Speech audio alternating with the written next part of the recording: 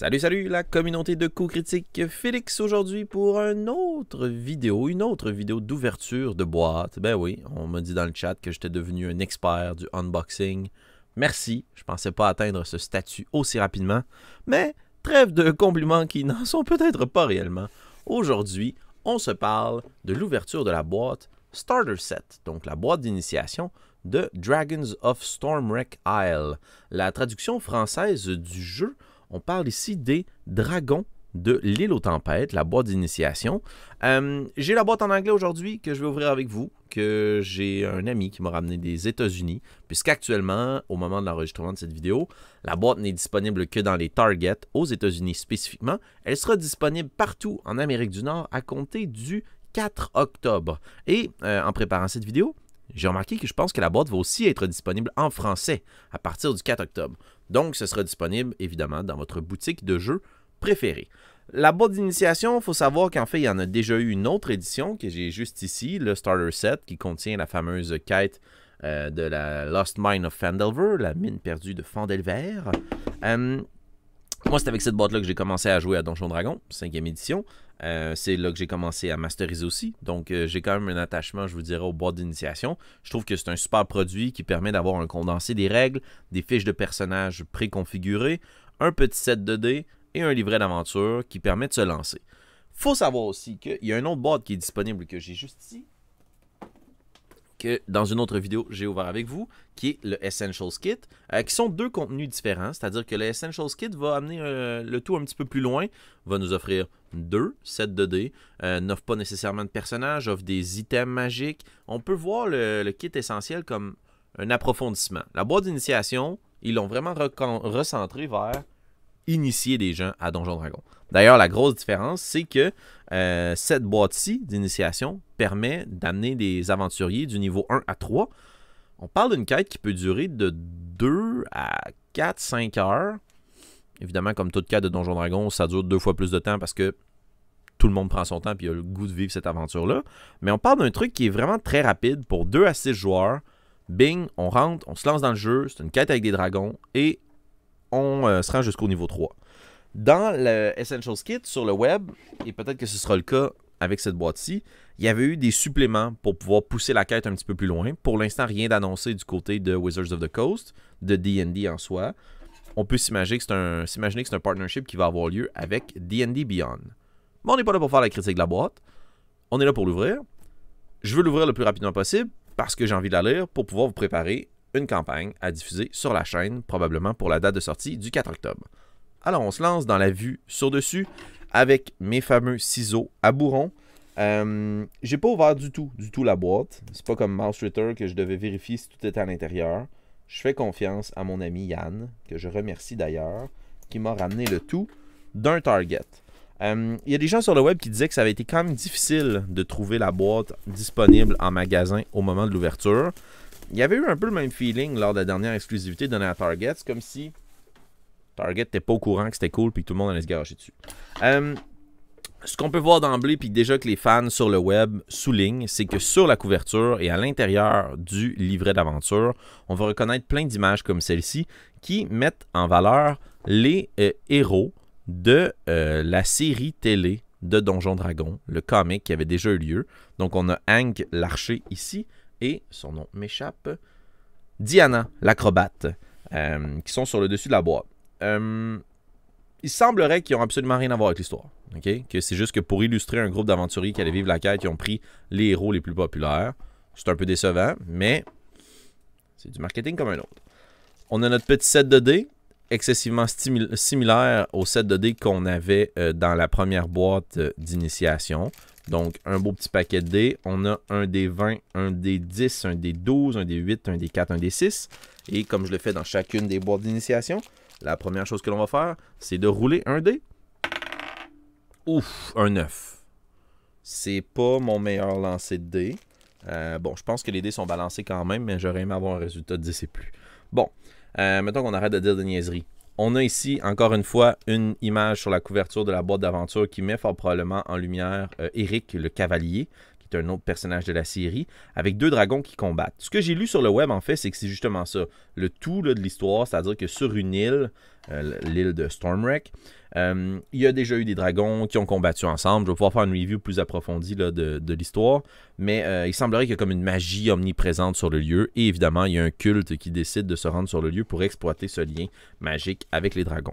Donc, on a le livret d'aventure qui fait 48 pages, si ma mémoire est bonne, ouais, qui amène les aventuriers de niveau 1 à 3, qui est séparé en 4 chapitres d'aventure. Donc, on peut voir que c'est pas super long, avec en appendice, pas de la chirurgie, c'est en annexe des items magiques et des créatures. Donc, on peut voir déjà qu'on nous propose de poursuivre notre aventure autant avec le kit essentiel pour pouvoir amener nos joueurs plus loin, ou développer son histoire avec le Player's Handbook, le Dungeon Master's Guide ou le Monster Manual. Je ne sais pas si vous avez vu dans les dernières annonces qu'on parle que The Lost Mine of Phandelver, donc pas cette quête-ci, l'autre quête de l'autre boîte d'initiation, va comme être reconcentrée pour en faire une seule et même vraie quête. C'est parce que la quête dans la boîte d'initiation, le Essentials Kit, pardon, nous amène aussi dans le même lieu de Phandelver. Donc, je ne serais pas surpris qu'on ait comme une espèce de continuité dans tout ça, qu'on nous propose avec les différentes boîtes de se ramasser dans ce hub-là pour commencer nos aventures.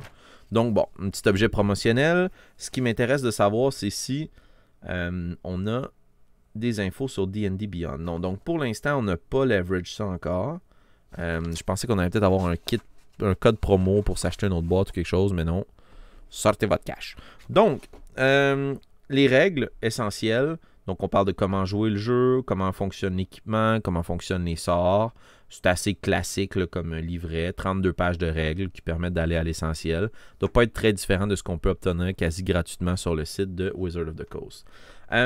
Bon, déjà, moi j'avais eu cette surprise-là en ouvrant l'autre boîte. C'est trompeur, il y a un faux fond. Donc, c'est pour mettre le tout un petit peu plus haut puis nous donner l'impression que la boîte est plus grosse. Ceci étant, la seule autre chose qu'on a à l'intérieur de la boîte, c'est des fiches de personnages préfaites niveau 1. Donc, on a un Wizard High Elf, donc un magicien, avec le background sage. On a ici un Rogue, alphelin. Un humain paladin. C'est drôle, la moitié des pages sont comme retournées déjà. On a un guerrier, elfe des bois. Et on a un clerc, un prêtre, nain des montagnes. Ok, c'est cool. Moi, j'aime bien ça, les fiches préfaites de personnages. Ça permet de les donner rapidement. Puis on se rappelle, c'est une boîte d'initiation. Le but ici, c'est que vous ayez tout en main pour pouvoir ouvrir la boîte puis commencer une partie. Bon, c'est sûr qu'on recommande quand même, évidemment, de lire un peu le livre de règles. Et voyons voir si, justement, dans le livre de règles, je vais tasser la boîte juste pour avoir plus de place. On a du nouveau design. Ça reste assez standard. Ah, mais oui, voilà. Donc, on a des nouveaux designs, des nouveaux visuels qui accompagnent justement cette boîte. On est dans le très classique. Ça nous explique comment fonctionne l'environnement, les actions, les tours de jeu, les actions qu'on peut faire dans le combat. Ça, c'est cool. Pas d'écran de maître du jeu. Donc, arrangez-vous, comme ils disent par chez nous. Moi, je me souviens que j'avais pris les deux boîtes puis je les avais comme coincées entre elles pour me faire un écran. Puis finalement, j'avais succombé puis je m'en étais acheté un sur le web. Donc, les différentes attaques qu'on peut faire, la résistance, la vulnérabilité, c'est cool. Les visuels sont nice, mais encore une fois, ben, c'est ça. On nous propose les visuels des personnages de la série. Donc, ce fameux magicien, ça remonte loin dans ma mémoire. Presto, eh oui, son fameux chapeau. Mais c'est ça. Il paraît que ça n'a rien à voir avec la quête, que c'est vraiment juste pour taper dans la nostalgie. Bon, on peut en penser ce qu'on veut. Est-ce que c'est cool parce que tant qu'à mettre quelqu'un en lumière, on va mettre des personnages illustres? Est-ce qu'on trouve que c'est un petit peu pour essayer de nous faire garocher de l'argent dans la patente? Je me prononcerai pas là-dessus. Moi, j'aime bien les petits clins d'œil, mais voilà. J'ai un peu le même thinking que vous. Voilà. Puis, ben, on a en annexe toutes les conditions qu'on peut souffrir. Donc ça, c'est cool. Alerte au divulgateur, je vais passer à travers les pages. Donc, si jamais vous voulez absolument pas rien voir ce qu'il y a à l'intérieur, on n'ira pas en profondeur, mais c'est juste pour se donner une idée. Donc, on place le settings, c'est quoi les backgrounds de nos aventuriers, une présentation des différents, le background de notre aventure, pardon, les différents chapitres, à quoi ils ressemblent. Donc, ça, c'est assez semblable. Ah, une carte, c'est cool. Ça permet de mettre bien en place ce que c'est que l'île aux tempêtes. Je vais juste me permettre de lire un petit truc. Je cherche à savoir, dans les premiers chapitres, si on nous dit déjà combien de séances. Je pense qu'on peut terminer l'aventure. Peut-être plus dans Running the Adventure de Dungeon Master. On nous propose notre rôle. Ça, c'est cool, ça met en contexte. Oh, ok. Déjà là, ça brasse, là. Un beau dragon métallique, cuivre ou bronze. Des kobolds avec du feu. Ouais, c'est ce que je disais aussi, qu'il y a beaucoup de NPC qui nous sont suggérés avec quand même du détail sur comment les jouer. Donc, ça facilite pour un maître du jeu qui en est peut-être à sa première initiation de pas trop se casser la tête à se lancer dans du grand théâtre, là, mais à genre jouer sur les traits caractères les plus explicites, les plus faciles, les plus caricaturés. On peut explorer l'île, Famural Bear, qui est une bête, mais si tu es un druide, tu peux te transformer si c'est un film. Une cave avec des champignons, on aime bien ça. Donc des cartes de la cave. Les cartes sont très cool, par contre le visuel est vraiment nice. Des amis champignons, les myconides. Ok, bon là on commence à tomber dans les spoilers là. Je vais pas trop vous montrer de trucs. On a des bateaux, on a différents observatoires. Ok, ben moi je trouve ça bien parce que on est à quand même quoi 38 pages d'aventure, plus le reste ce sont des monstres ou autres persos. Je déteste pas le format. J'ai hâte de le lire pour voir justement combien de temps moi j'estime que ça prendrait à des joueuses ou des joueurs pour terminer l'aventure. Ce qui m'excite le plus de cette aventure-là, c'est justement de voir si on peut la rouler rapidement, puis qu'il y ait quand même une profondeur au jeu. Parce que c'est ça, selon moi, une boîte d'initiation. Moi, je me souviens, la mine de Phandelver, super kit d'initiation, mais ça nous avait pris 12-15 sessions, je pense, terminer la première campagne. C'est bien, là, mais je veux dire, il y a des aventures ou des one-shots qui peuvent peut-être remplacer un peu plus cette histoire-là pour vraiment tester des gens. Parce que ce qui va effrayer bien les gens du jeu de rôle, je pense, c'est l'engagement sur plusieurs soirs, plein d'heures à jouer.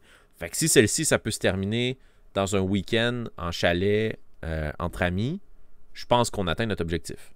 C'est sûr qu'avec un set de dés, on va se les passer souvent, puis rouler avantage, ça va être long. Mais je pense que pour 24,99$, moi, j'en ai pour mon argent. Je vous promets que l'on va présenter le tout dans une aventure sur la chaîne.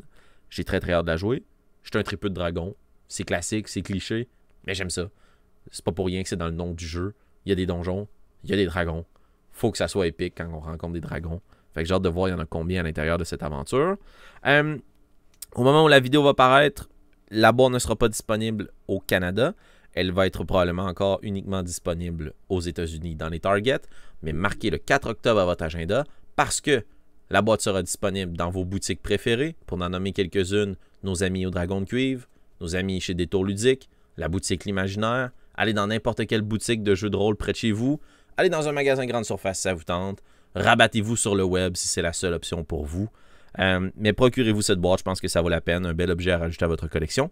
Mais aussi, le 4 octobre, fort probablement, si tout s'aligne comme il faut et que les astres sont bien alignés, on devrait aussi avoir, le jour de la parution de la campagne, une vidéo qui va plus en profondeur sur l'aventure, mais aussi le premier épisode de notre aventure filmée pour vous et jouée devant vous.